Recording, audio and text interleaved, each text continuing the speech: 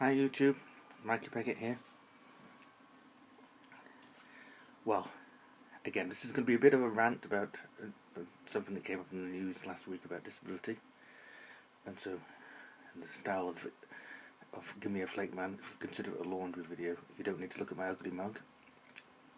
Just my voice occasionally. And again, apologies for that. It's an apartment so small, and occasionally I'll look away because I'm reading off a computer screen. But but nevertheless, I'm going to introduce what I'm going to talk about. Last week, in the Japan Times, there was a news story about the headline read, "Fukushima disabled are crafting hit products." And I read the article, which was a press release from Kyoto News a week before, and it just troubled me, and I'll explain why, but I'll read it first. Fukushima disabled are crafting hit products. People with disabilities living in Fukushima Prefecture are doing their best to promote the area by making craft goods that are proving popular both home and at seas.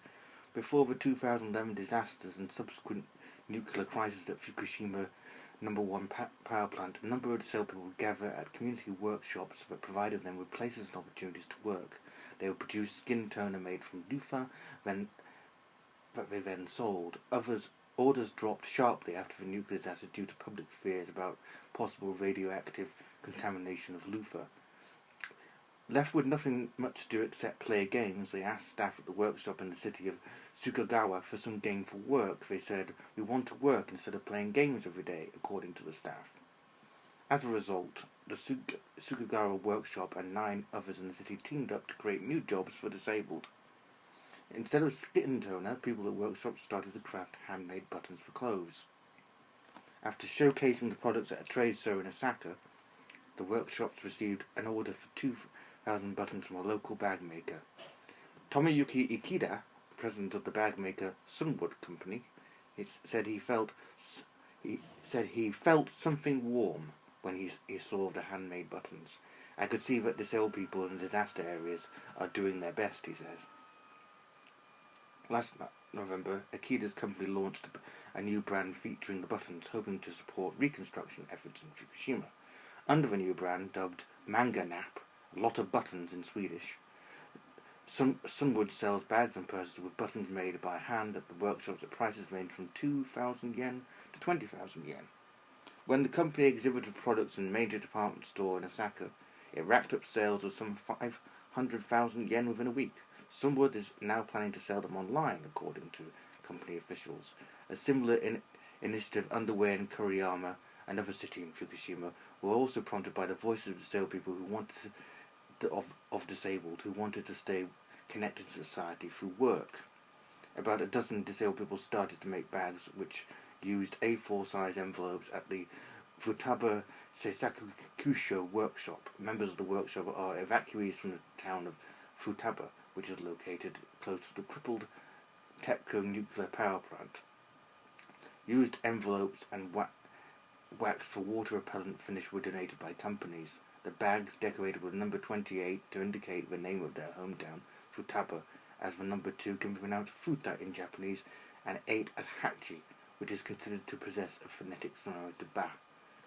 Bags are mainly sold over the internet for around 1,000 yen. Futaba Seisakusho has received orders not only from domestic customers, but also from Australians who work for the welfare of disabled. Some 1,000 bags have been sold thus far. The bags come with cards to explain how or why the products are made at Futaba Seisakusho. A customer in Hiroshima Prefecture wrote on a payment coupon that she intends to let many people know about Futaba through the use of the bag, according to workshop staff. At Futaba Seisakusho, a 50-year-old man from the town of Futaba said he enjoys working with his colleagues. "Work gives me a sense of fulfillment," he said. Kuroharu Shirashi, 63, head of an organization that supports disabled people in a disaster-hit Fukushima, and working together can help them become more independent. According to Kuriyama-based organization, a cumulative total of some 3,600 disabled people had been evacuated from the 8 municipalities in Futaba vicinity as of November 2012. Many workshops in Fukushima are suffering from the drops in revenue following the March 2011 disasters. All officials of the organisation said, "Look to the future, Futaba. Looking to the future, Futaba Saisakusho is seeking professional advice on design and streamlining." Now, you might say that, yeah, that sounds okay. And it does and it doesn't, because here's the thing.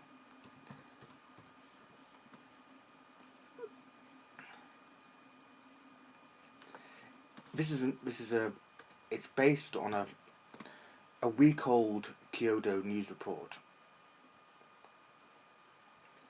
which is basically in verbatim what was said there.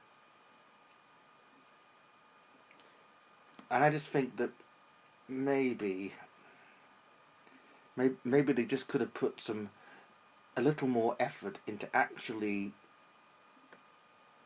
well, they did sort of interview some of the people who were doing it, but they could have done a little more of that. For example, I'm just going to the actual Kyoto news report, and it is basically identical and a week old.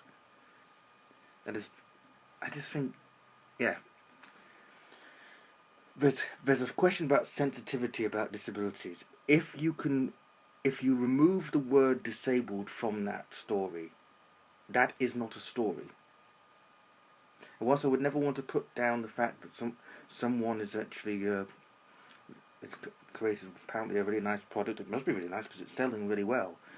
Believe me, someone with disability who tries to write about disability, and actual creation is something I always respect. But yet, is it actually news? Is my question.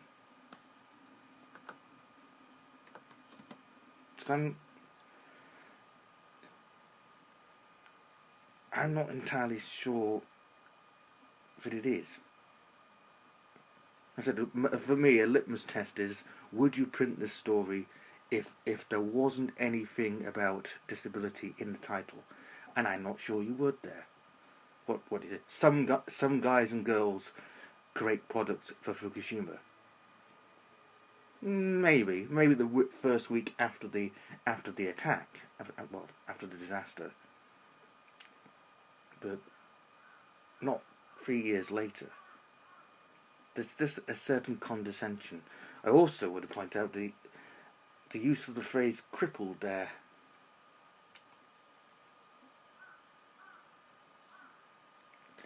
Which, of course, this is not the way the newspaper meant it, but yeah, when you write, obviously, to say that Fukushima Daiichi was crippled that's a phrase I would use. But yeah, when you're writing about people with disability, maybe say something like that was, shut down, damaged, rather than even damaged, rather than crippled in an article about disabled people. That's just a sensitivity, which you can quite easily just do. I've noticed this about Japan Times. They also use the phrase "sufferers" sometimes in articles about disability. That's a loaded term. I have cerebral palsy. I do not suffer from cerebral palsy, though. Put another way, for a fun example. When Nelson Mandela died, he was, of course, an inspirational leader. And a role model for everybody everywhere. That's the point. Not a role model just for black people. And the headline didn't read "Inspirational Black Leader Died." Similarly, when it's stories about disability, it's simply bad form. If the only thing about this which is interesting is the fact they are disabled. Now, don't get me wrong, as I said, I was actually at the thing in Osaka where they showed it, because someone sent me a link knowing that I write about disability, and I've seen their products. They were in the Hankyu store, stuff like that. Really cool. Which I bought some. But yeah, just because I get that, there's so many column inches and you have to fill them up, and yes, it's a worthy story that it's nice to be able to shine a light on people who are doing that sort of work, regardless of their disability. But maybe, just maybe, it would have been possible. For example, it sounds so arrogant, but if he called me, I actually know someone who's an NPO in Fukushima, working with disabled people. Just jazz it up a bit, just have better interviews. Use it to springboard a debate about getting jobs for disabled people in Japan. For example, I submit very humbly that disabled people, regardless of what's happening in Japan with earthquakes and tsunamis, shouldn't have to be begging the city in order to get work. But that's just me. I know it's a bit unreal. And again, my last video, when I was ranting about this, called We Deny Embodied Civilization, was about how apparently there isn't really an interest in disability. I was told by many that there isn't. For if you're a proprietor of a newspaper, you wouldn't see the value in printing that story. So why print that then? Why just fill? I would say, if I owned a newspaper, I would have no problem with just saying, well, there's obviously no news today that's actually very interesting. Nothing happened in the world. We're not just going to fill it up with condescension and crap. That's, forgive my language, I'm sorry, that's what I would do. Anyway, I'm going to stop there. Cheers for listening. Yes, I'm drinking Coca-Cola.